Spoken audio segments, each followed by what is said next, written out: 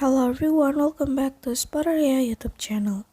Alright guys, so yeah, in this video I would like to share you a tutorial on how to turn off edge panels on Samsung Galaxy A36.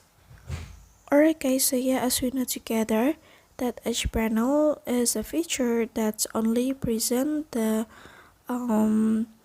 quickly access frequently used apps feature and context.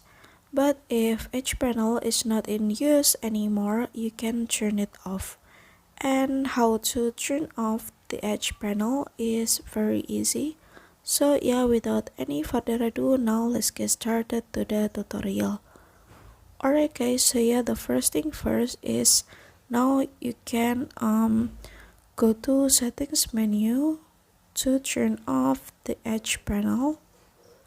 And then the second one, now you can scroll down and go to display menu. And then now you can scroll down and you can find edge panel and you can turn it off, and then the edge panel will not display on your sidebar. Alright guys, so yeah, here's the tutorial and thank you so much for watching guys.